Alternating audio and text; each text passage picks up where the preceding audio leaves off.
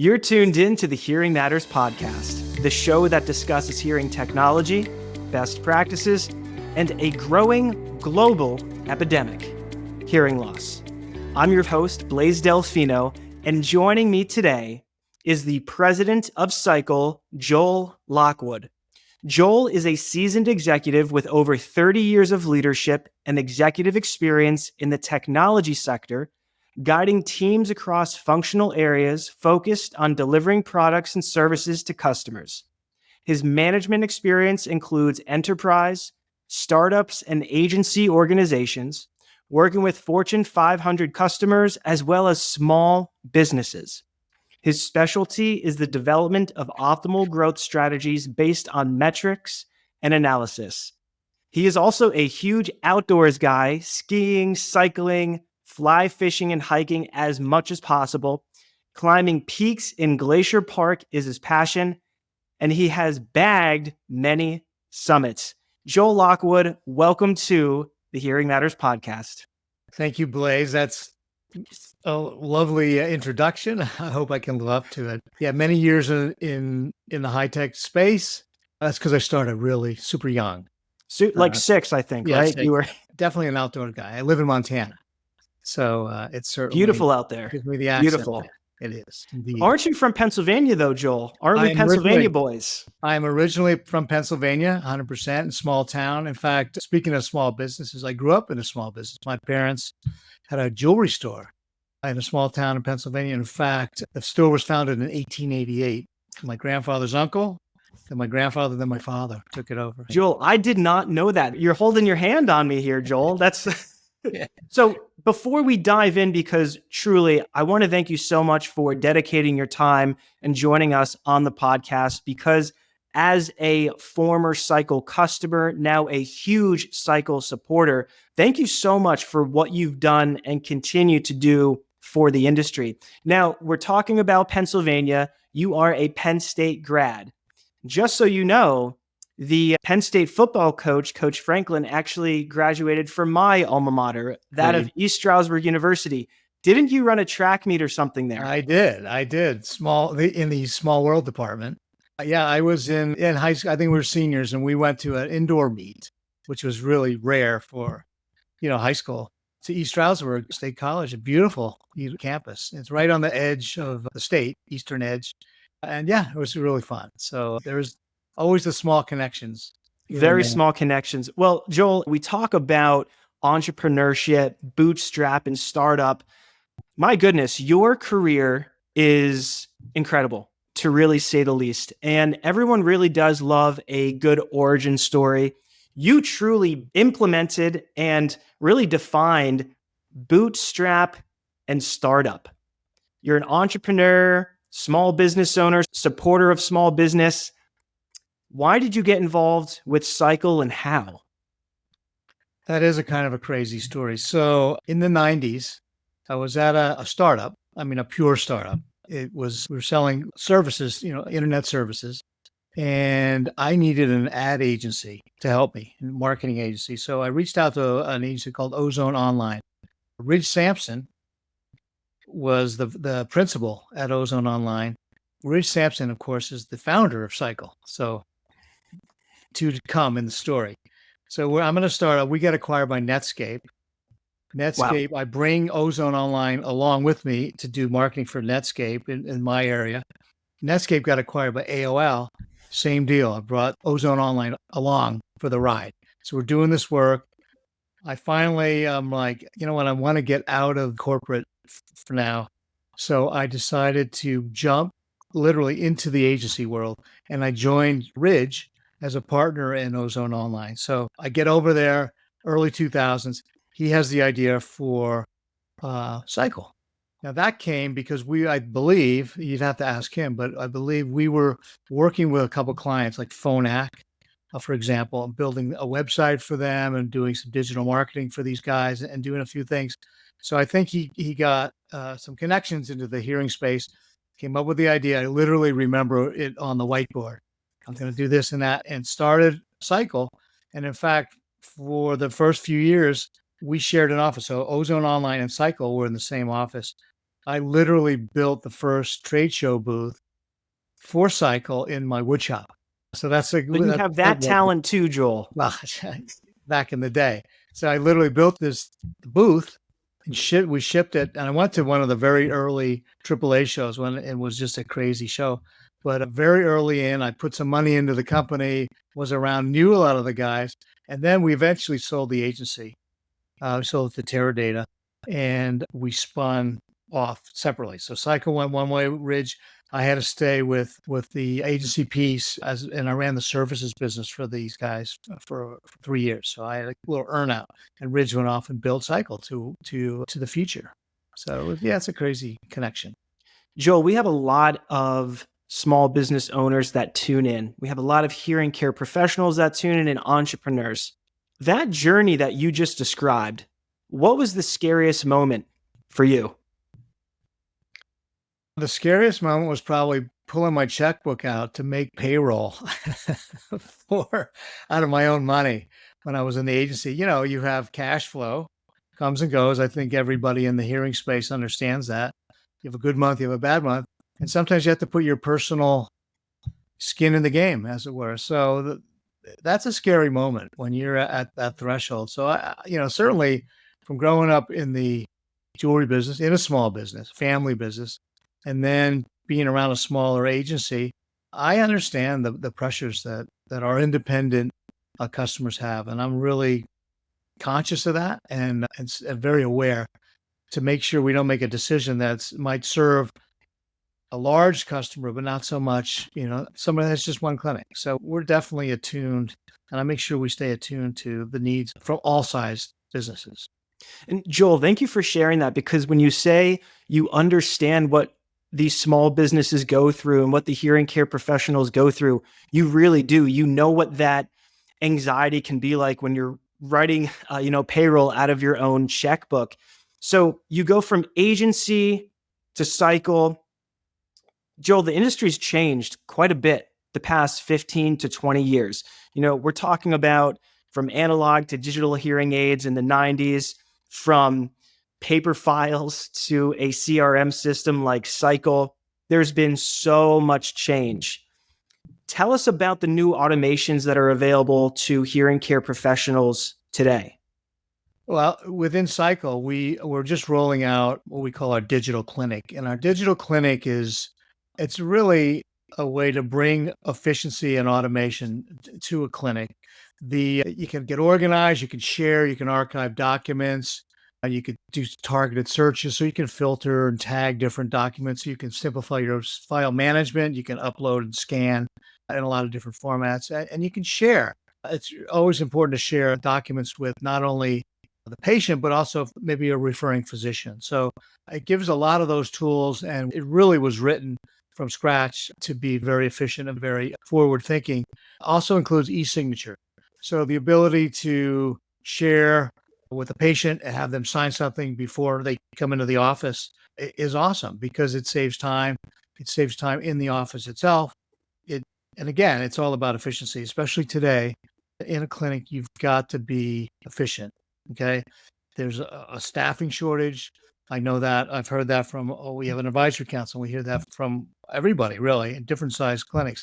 I don't have enough people, or I have people coming in new. So the more you can be efficient, you can drive automation, it'll save time, and it'll save in any kind of retraining. Okay. These are really simple tools, but they're very powerful. So we're very excited to roll that out. Like I said, we've been rolling it out to different clinics in a slow launch, and it should be out to 100% of our folks very shortly. You are leading Sycle. You're introducing this digital clinic. You're talking about efficiency. You're talking about secure transactions. This isn't just code it and go. One of my favorite books here, The Lean Startup, by Eric Ries, talks about build, measure, learn. As you're leading your team, and as your team of engineers and the audiologists and marketers, really everyone involved, what were some pain points that you and the team may have experienced while you were building this digital clinic, off the top of your head, that you can think of? I mean, look, like any product, there's no one source of information. You certainly talk to your customers. We have a very strong product management team. We spend a lot of time with the customer, sometimes even going to the clinic itself and seeing what's going on. So there's a lot of analysis. There's surveys, there is discussions, there's prototyping. Okay. You got to make sure, how does this look? How does that look? So I think as you develop, you can't be too careful. You can't over analyze, analysis paralysis. You can't take a year to get it right. Okay. You have to make a couple bets, right? Let's face it. I think this is going to be good. But the more you can research and look and see what else is out there, let's face it, we're looking what other things in the market, not just in our space, in the hearing space, but what are optical doing and what's going on in dentistry. Right. So you look across the board. So you do a lot of research up front. And I think the more research you can do without getting bogged down, the more effective you're going to be with the product. Okay. Then, like I said, start to show customers, hey, it's not coded, but here's like some mock screens. How's that look? You get some feedback and so on. So it's what I've tried to do at Sycle is bring a lot of process in. I've been around the software business really since the 90s. Okay. Long time. Since you were 6, Joel, right? So 6. So I think it's key for a company to be very process oriented. And this is we're a SaaS software company. Okay. In a sense, we're not a hearing company. We're a SaaS software company. So we need to follow those best practices for SaaS software development. Okay. And we are in that process of kind of transforming Sycle in some ways so that it is very constant updates and, code base, very lean and very optimized. So I think that's really the key. I don't know if I learned any lessons other than follow the process. There's always something else. Maybe the lesson is there's always a lot of distractions. Okay. We've had, one of our main clearinghouses got hacked. Okay. You probably know what I'm talking about. All right. That's all hands on deck. So you have to pull people off. You have to know how to manage when things happen, interruptions happen, but still try to stay the course of what else you're doing. So is it moving other people around to different roles and so on? So I think that's the challenge, but I think Sycle is very well prepared for that because we are super process oriented and we continue to optimize in that way. And when we talk about systems, one of what I like to lead by as well, very parallel to you, Joel, is transfer of information and then process of duplication. So if you follow that process and you build that process, time and time again, 10 times out of 10, it's going to hit the mark.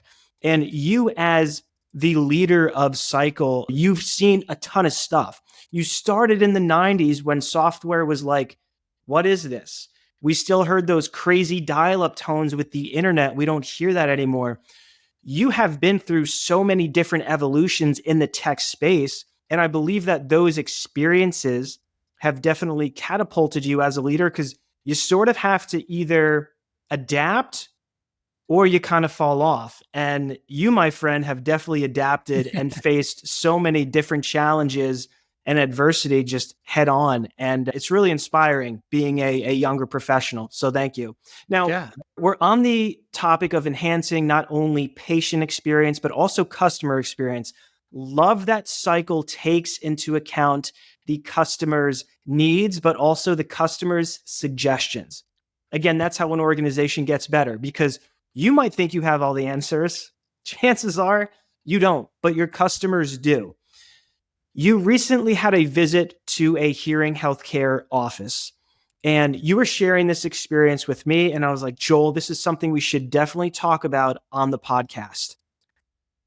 The hearing number, this is really exciting stuff.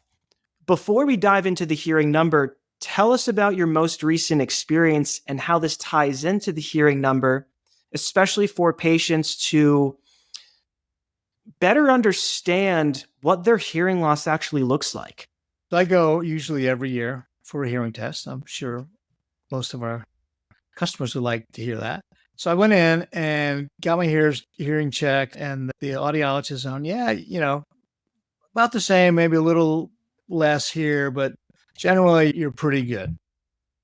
So I went home and I'm like, well, wait, what does that mean? Like I'm pretty good. Okay, I don't need hearing aids, but Is that it? Either you need hearing aids or you don't.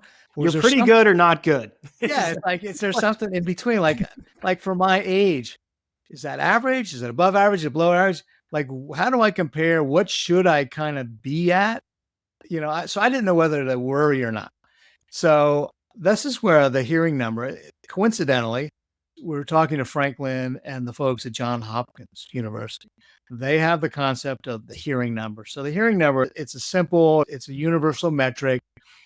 It kind of gives you a snapshot of where you are. Look, everything else in medical, 20/20 vision, we all know what that means. We've got blood pressure, you've got heart rate. I mean, all the things that are standard. There's nothing in hearing. So all of a sudden, here's this metric that we might be able to push out there for the industry. It's a 4-frequency pure tone average, or PTA4, 500, 1,000, 2,000, and 4,000. And that's the basis. That number is the average to define hearing loss. I really think that the hearing number is something I could really get behind. We talked about it at our advisory council, and most people in the industry are like, yeah, that is really a great idea. So we're working with Johns Hopkins. They've got an app that's coming out towards the end of the year. They're going to start a big marketing push, and we're going to bring it into the product. So I think, it's a missing piece for me personally. So I can tell my wife, hey, how'd you do? Well, I did X, and here's where I stand for my age. I'm above, below, etc. It'll give me those tools to understand my hearing, which I think everybody needs. Absolutely. And Joel, speaking from the hearing care professional aspect, when I was practicing full time, you learn very quickly. I had a professor who said, Blaise, drop the pathology. And I was like, I got you. Because as hearing care professionals, our job is to assist patients in making an educated decision about their hearing loss. It's not for us to show them how smart we are, how much we know about hearing aids and all that stuff. You also have a patient, especially for new patients, who probably waited an average of 7 to 10 years to visit your clinic. They're going through the grieving process, which we know is not linear. You could go from acceptance to denial back to bargaining. So there's all these things that we as hearing care professionals need to understand. Then we test them. After the test, they're saying, oh my gosh, how bad did I do? And then as a hearing care professional, you're saying you present with a mild to a moderate severe hearing loss. The patient's going to hear mild most times, and they're going to forget the moderate severe. You're going to show the audiogram. There's a lot of information. So I will say here at Hearing Matters Podcast, we are behind the movement of the hearing number. We have to have this widely, globally adopted number. Like you said, blood pressure, heart rate, eyesight, everyone gets it. And if we look at this as an opportunity in our industry, this actually helps stigma. If you think about it, it really will help stigma. And if it's a widely adopted number, excellent. We've had pure tone average for many years.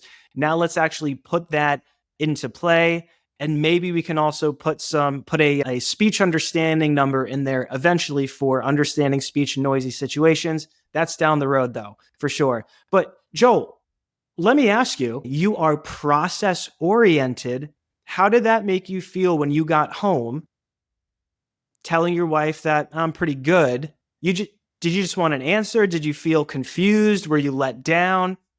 I think we can do better as hearing care professionals. Yeah, I think I was dissatisfied or, like unfulfilled. I had a physical a couple of weeks ago. So I went in, you blood test. Here's your cholesterol. I knew this is good, this is bad, this is whatever it is. I knew where I stood and what I needed to do. Exactly. And I did not get that from that hearing test. Basically, it's like, I don't need hearing aids. That's kind of what I walked out from. And my hearing hasn't changed much from last year, but I really felt a gap in knowledge. And to be honest, I think the hearing industry is behind.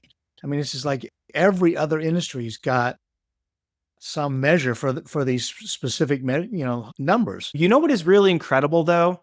The fact that you and your team are able to make a difference, to make this positive impact, to get behind this hearing number, and you have that personal experience. So I think you're gonna run with it, Joel. I really do. You and the team, and excited to see what Sycle does with the hearing number. And, we're very well versed in Dr. Franklin's work. The Achieve study was brilliant.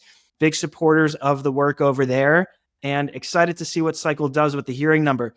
Joel, you've been so generous with your time, and I just have one more question for you, because we're going to end on a high note here. Drum roll, please. You've got Joel Lockwood, president of Sycle, maverick in the industry. We talk about being the most socially connected demographic to ever exist. We thought, even 5 years ago, that we transferred information incredibly fast. Then AI comes. As entrepreneurs and business owners, we really do need to adapt to the times. And AI is a buzzword today. Should hearing care professionals be afraid of AI? I do not. In fact, it's a pretty amazing technology in certain areas. I don't think it's ready to let me feed in my audiogram and have it just give me an analysis. There's probably a lot of nuance. You're a hearing professional. You probably know what there's more to it than just looking at the number. Oh, yeah.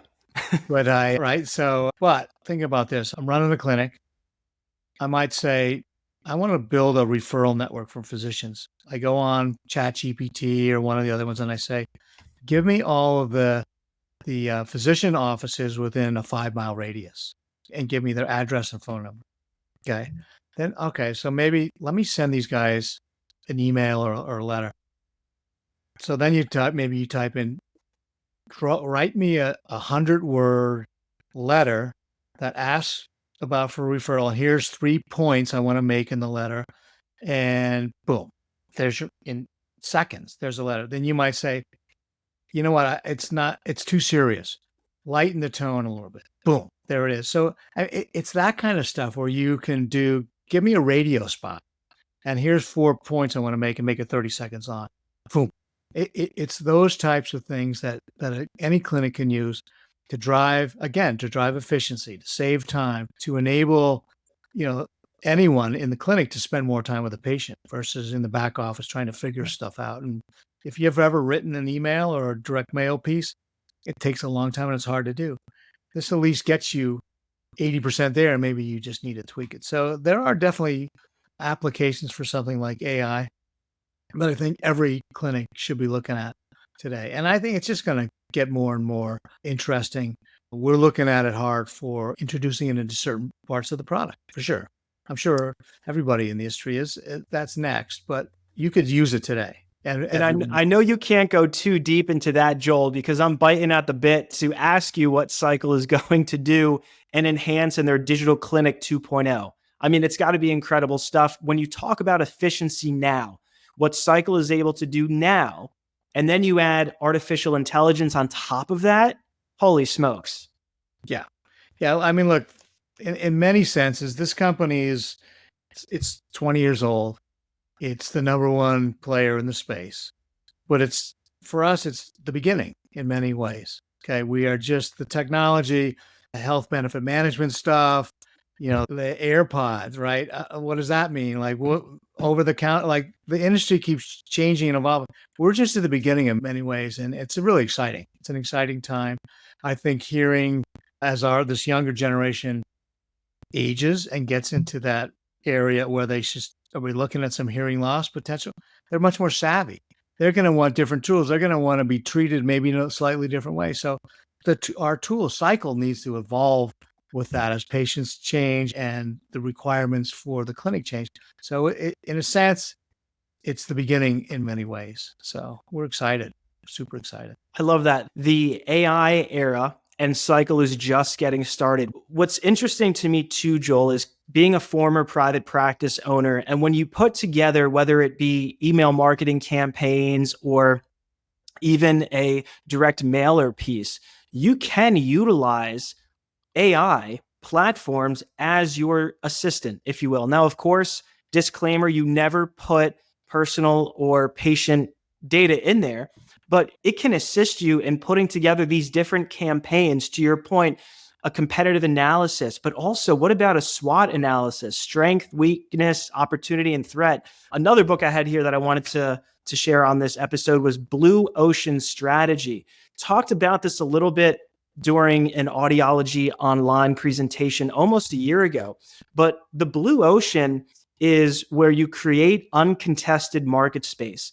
And Joel, between implementation of AI and what Sycle is doing with the digital clinic, you, Sycle, and the whole team, you are absolutely in that blue ocean, my friend. Yeah. Like I said, very exciting. We've got the processes and people that we need. And I think you'll see a lot from Sycle, starting with the digital clinic, but we have a lot more things lined up that are kind of on the runway ready to take off. So stand by. Joel, thank you so much for joining us on the Hearing Matters podcast. And before we let you go, again, we have entrepreneurs, small business owners tuned in, and young professionals. Those who are just getting started in this industry, starting their own business, what is the number one piece of advice you can give them? Take some risks, right? Nothing ventured, nothing gained, I guess is the statement there. So yeah, be smart about it, but do your research, be thoughtful, but get out there and get after it. You never know what's going to happen.